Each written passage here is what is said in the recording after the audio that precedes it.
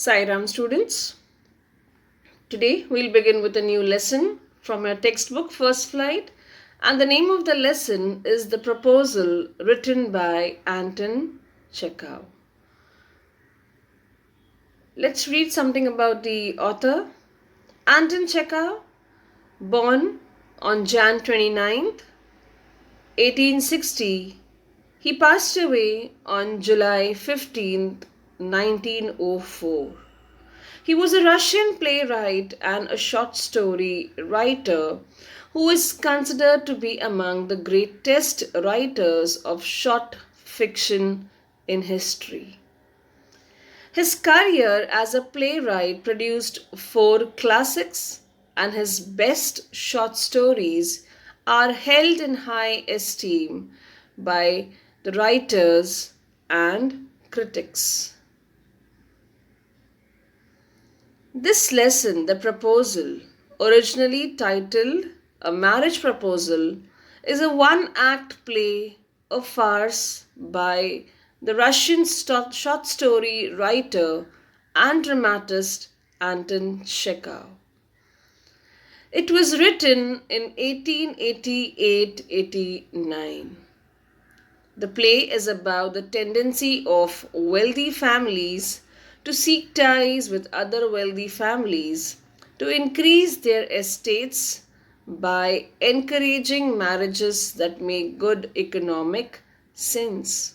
So, what's a farce? Farce is a comic dramatic work. So, this is basically this proposal. The lesson is about a marriage proposal. And this happens between two wealthy families with the intention of increasing their estates, their properties. Okay?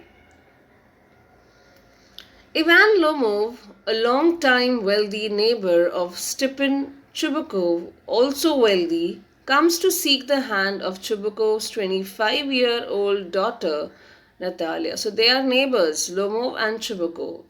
And Lomov wants to settle down with Chubukov's daughter. All three are quarrelsome people and they quarrel over petty issues. Okay, they are quarrelsome people. They pick up fights on all small things. Petty issues is very small things. The proposal is in danger of being forgotten amidst this quarreling. But economic good sense ensures that the proposal is made after, although the quarreling perhaps continues. So we'll get more information in this lesson. Before that, in your textbook, there is something about the Russian wedding. Let's read about that. A Russian wedding. Do you know anything about a Russian marriage ceremony? Let's read this article. Preparations for a Russian wedding. A Russian wedding is very simple. The planning only includes arranging for rings, bride's dress, cars, and a reception. Earlier, the bride's family paid for the reception, but nowadays, bride's and groom's families usually share expenses. So, initially, it was taken care by the bride's family, but now the expenses it's divided between the groom and the bride's family. A Russian wedding lasts for 2 days, some weddings as long as a week, and the occasion becomes something to remember for years to come. The necessary part of the wedding is a wedding procession of several cars. The best friends of the groom and bride meet before the wedding and plan a few times to make posters, write speeches, and organize contests. So, best friends of both the groom and the bride, they catch up before the wedding a few days, and they plan the wedding. I mean, what all things they will do. Sometimes there are people who make posters, the others will write speeches, and the other will organize contest. When the groom arrives to fetch the bride for the registration, he has to fight to get her. Russians usually live in apartments and tall buildings, and the groom has to climb several stairs to reach his bride. So it's not easy for the groom to reach his bride. There are many things that he has to do before he gets his bride. At each landing, he must answer a question to be allowed to go up. So the stairs that he climbs, okay, he has to answer, a question which, it's basically sort of a contest which he has to answer.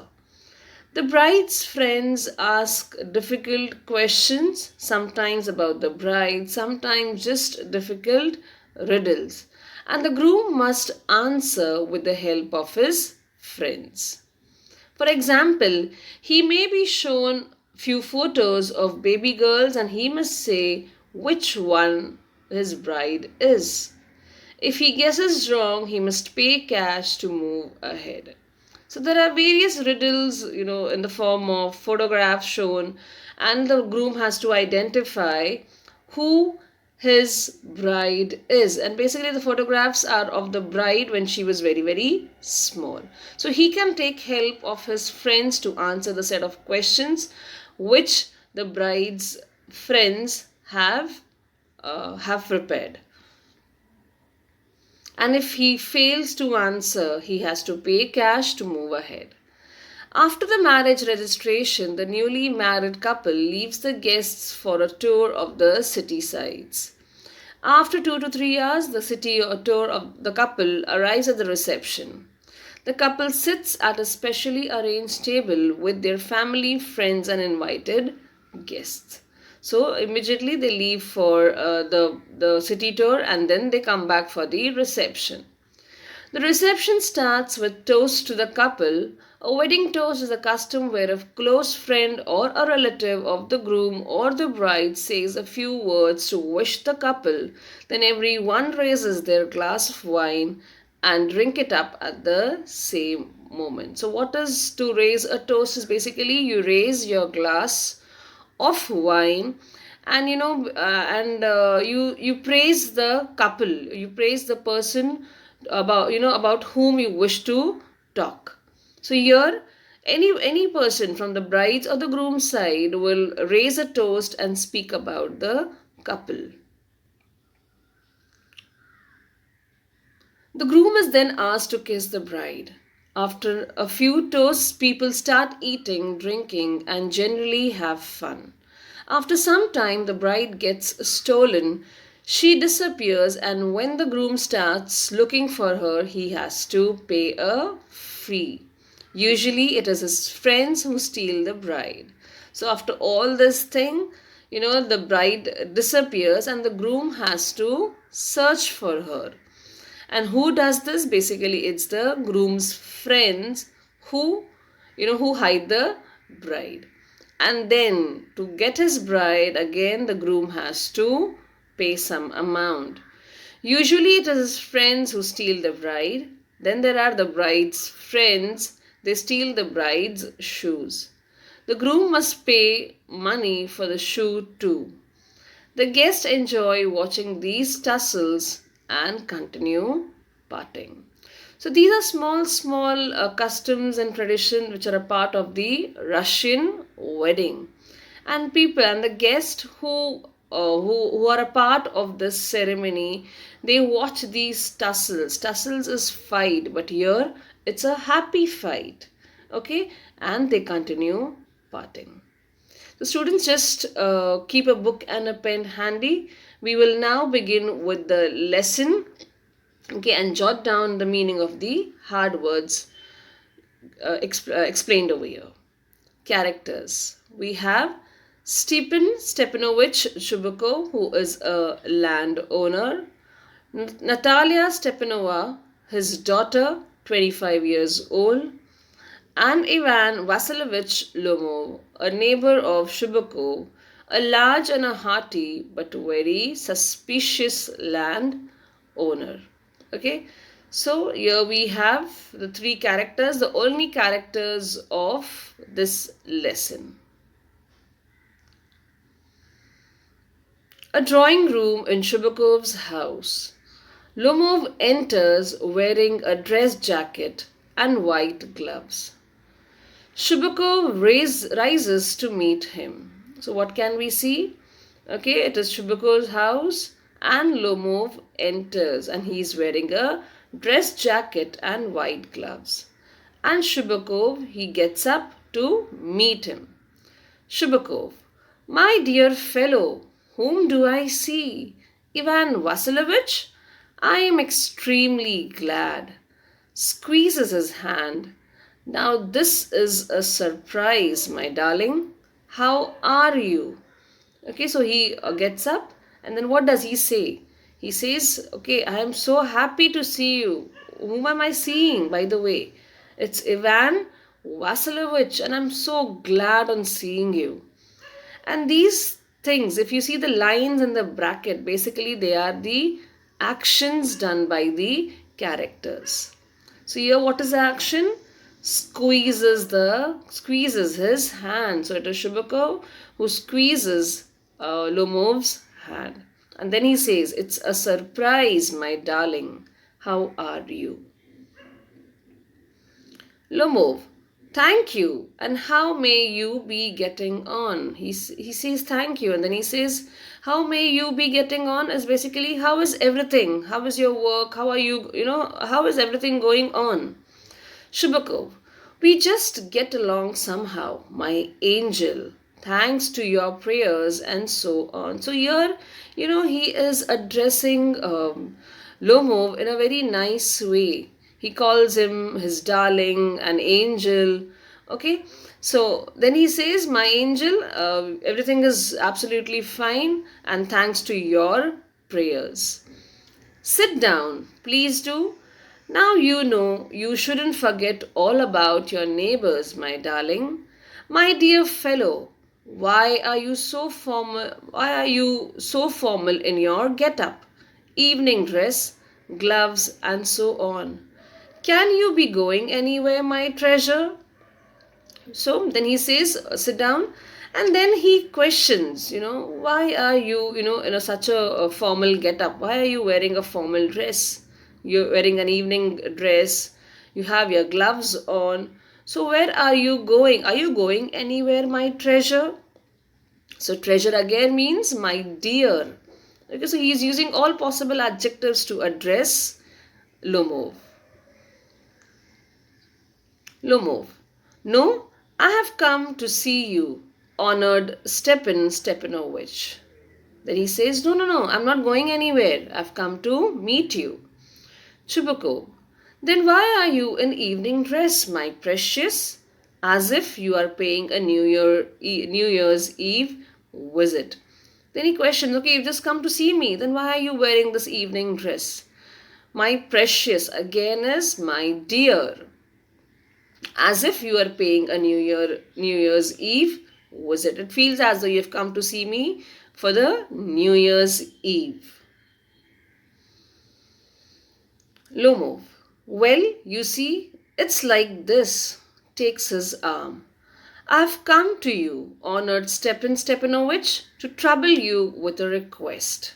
Not once or twice have I already had the privilege of applying to you for help, and you have always, so to speak. I must ask your pardon. I'm getting excited. I shall drink some water. Honored Stepanovich. Drinks. So he says, he takes his he holds his hand and he says, I have come to you, honored Stepanovich, to trouble you with a request. There's a request that I have for you. And not once or twice. Before also I have had many requests which you have always fulfilled. Okay. So this time then he's a little, he's a little excited. And then he says that, I may ask your pardon. Please, if you could excuse me, I want to drink water. Okay. And then he drinks. He's so excited because it's only Lomov who knows why he is there to meet Shubakov. Shubakov aside. He's come to borrow money. Shan't give him any. Aloud. What is it, my beauty? So, in his mind, he feels, okay, has this man come to ask for money? I am not going to give him. Shan't give him any. So, I will not give him any. Then loudly he says, what is it, my beauty? Lumo. You see, honored Stepanich, I beg pardon. Stepan Honorich, I mean, I'm awfully excited, as you will please notice. In short, you alone can help me, though I don't deserve it, of course, and haven't any right to count on your assistance. Then while addressing Shubakov, he makes mistakes. He calls him honored Stepanich or Stepan Honorich. So he is so excited. I mean, he's not, he doesn't he even calls Shubakov twice wrong, He doesn't call out his name properly. And then he says, you can see how awfully excited I am. And in short, you alone can help me. The problem that I have, or the question with which I have come to you, it's only you who can help me, though I don't deserve it, of course, and haven't any right to count on your assistance. And he says this that it's not important that you have to help me with this and haven't any right to count on your assistance, that it's not necessary that you will say yes to this question that I have for you. Shubakov. Oh, don't go round and round it, darling. Spit it out. Well, Lomov. One moment. This very minute. The fact is, I have come to ask the hand of your daughter, Natalia Stepanova, in marriage. So Shubakov says, oh, don't go round and round, okay? Please spit it out. Spit it out means speak it up, okay? And then Lomov says, okay, I have come here to ask the hand of your daughter, Shubakov's daughter. And what's her name? Natalia Stepanova. Chubakov. By Jove, Ivan Vasilovich, say it again. I didn't hear it at all. So, joyfully, like how we have, oh my God. And that is how they have this expression, by Jove, Ivan Vasilovich, say it again. I didn't hear it. Lomov, when he is about to say, I have the honor to ask, let us see what happens. Chubukov interrupting. So he didn't allow Lomov to ask. My dear fellow, I'm so glad and so on. Yes, indeed, and all that sort of thing. Embraces and kisses Lomov. I've been hoping for it for a long time. It's been my continual desire. Sheds a tear. And I have always loved you, my angel, as if you were my own son. May God give you both His help and His love, and so on, and so much hope. What am I behaving in this idiotic way for? I'm off my balance with joy. Absolutely off my balance. Oh, with all my soul. I'll go and call Natasha and all that. So, he didn't allow, Lomov to pop up the question once again. And he interrupted saying that oh my God, I'm so happy. Okay, that you've come here for that purpose. And then he embraces, he hugs and kisses Lomov. And then he says that I have been hoping it I've been hoping it for a long time. Even I have the same desire. Even I was thinking the same. I have always loved you, my angel, as if you were my own son. Then he blesses him, saying that may God give you both His help, His love, and so on. And then he says, oh my god, why am I behaving in, such an idiotic way for? And then he says, even I'm not able to balance myself. Then, oh, with all my soul, I will go and call Natasha and all that. So Natalia is not in the prison situation. She's in some other room. So he says, okay, let me just before I am even more excited, let me just go and call Natalia. Lomov, greatly moved. Honored Stepanovich, do you think I may count on her consent? Then he asked, do you think she will agree? Okay, can I expect, that she will give me a positive response? Shubukov, why, of course, my darling, and as if she won't consent. She is in love, Egad, and she's like a lovesick cat, and so on. Shan't be long. Then he says, why do you feel that she will not accept your proposal? She's like a lovesick cat. Even she likes you. And then he says, shan't be long. It will not take very long for us to return. Lomov, it's cold. I'm trembling all over. Just as if I had got an examination before me. The great thing is, I must have my mind made up. If I give myself time to think, to hesitate, to talk a lot, to look for an ideal or real love, then I'll never get married. Brr, it's cold. Then what happens is, after Shubakov leaves, he says it's cold, and he was trembling as if he has to write an examination. And then he says that, it's high time. I have made up my mind. And he says that, let me not hesitate, let me not be reluctant, let me not talk too much about it, to look for an ideal love or for real love. And then he says, if I continue doing this, if I continue to look for an ideal love or a real love, then he will never get married. Natalia Stepanova is an excellent housekeeper, not bad looking, well educated. What more do I want? But I am getting a noise in my ears from excitement. Then he says, Natalia Stepanova. Okay, she's an excellent housekeeper. She'll take care of the house. She'll take care of me. And she is not bad. She's not bad looking. She looks okay. And she's well educated. What else do I want? Okay, and then he feels that he's getting some noise, in his ears because of excitement. Let's proceed further. Drinks. And it's impossible for me not to marry. In the first place, I'm already 35, a critical age, so to speak.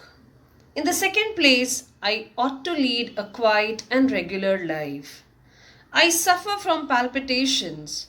I'm excitable and I always get awfully upset. At this very moment, my lips are trembling and there's a twitch in my right eyebrow. And then later on, he drinks some water and then he just says, it's impossible for me, not to marry. In the first place, he says that I am already 35. Okay, it's a critical age, so to speak. If I have to marry, this is the right time. Otherwise, after this, it's going to be very, very difficult for me. Second place, he says that I ought to lead a quiet and regular life. Now it's high time. I should settle down. I should also live a very quiet and a regular life. I suffer from palpitations. Palpitations is rapid heartbeat. I'm excitable and always getting awfully upset. At this very moment, so that time also what was happening, his lips were trembling and there was a twitch. Twitch is a quiver in his right eyebrow. But the very worst of all is the way I sleep. I no sooner get into bed and begin to go off when suddenly something in my left side gives a pull and I feel it in my shoulder and head. I jump up like a lunatic, walk about a bit and lie down again. But as soon as I begin to get off to sleep, there's another pull, and this may happen 20 times.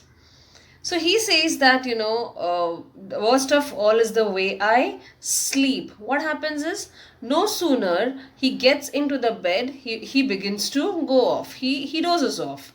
But suddenly, what happens? There is a pull on his left side. He can feel some pull, in his shoulder, in his head.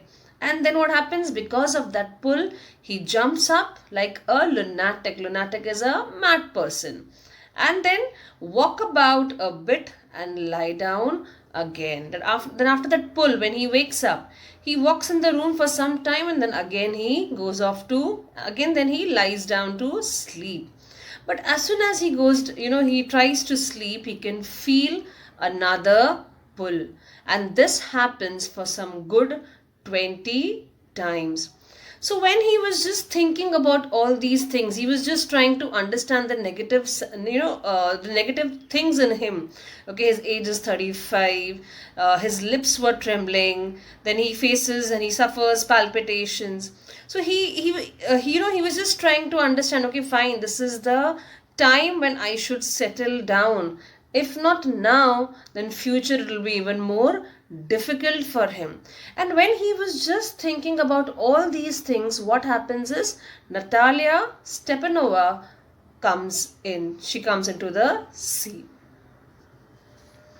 Natalia, well, there it's you. And Papa said, go, there's a merchant come for his goods. How do you do, Ivan Vasilovich? Lomov. How do you do, honored Natalia Stepanova?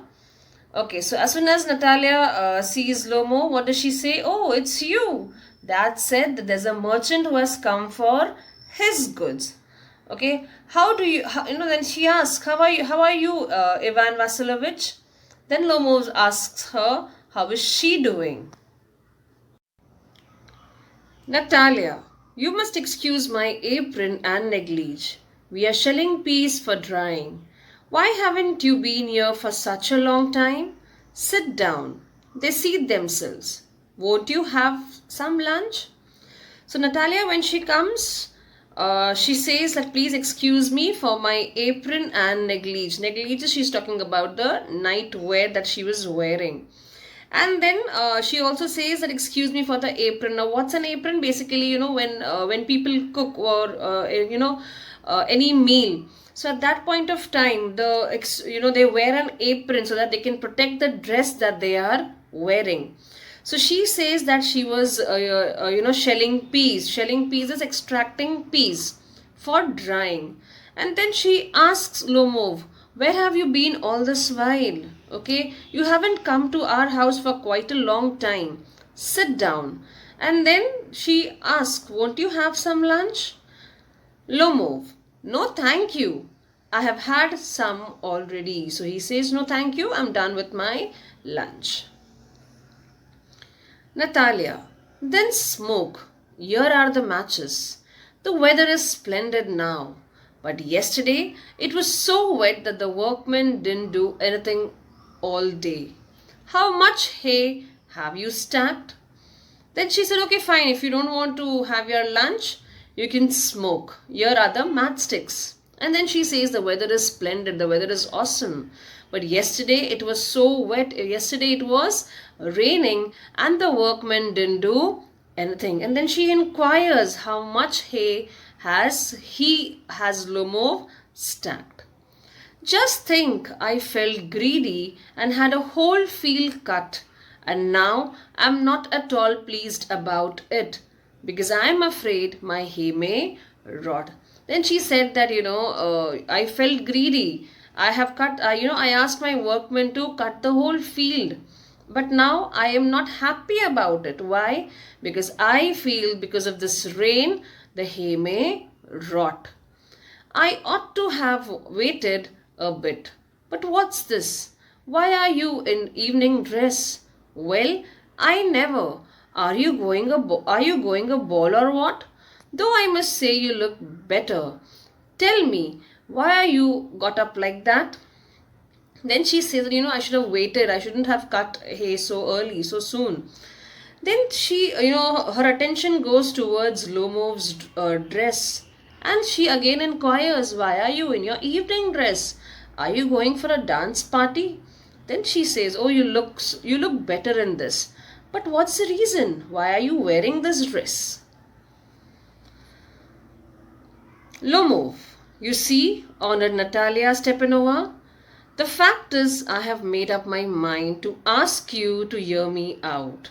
Of course, you will be surprised and perhaps even angry.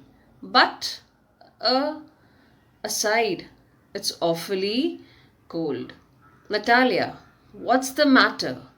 Well, now Lomov, he's excited because he's there with a proposal. He wants to marry Natalia. So again, he's very excited and he says that, I have made up my mind. I have decided something and you have to listen to it. You have to hear me out. You have to listen to me. And of course, after hearing, you will be surprised. And, it may happen that you'll be angry as well. But then again, he moves aside and he says that it's awfully cold. It's very cold. Natalia, what's the matter? Well, then, Natalia asks, what's the matter? Tell me. So let us see if Lomov can speak his heart out to Natalia. We'll see this in our next class. Okay? Students, with this video link, there is another link wherein some set of questions are waiting for you to be answered. Do click on the link and don't forget to submit. Until we meet next, you will take care of yourself. Sairam and bye-bye.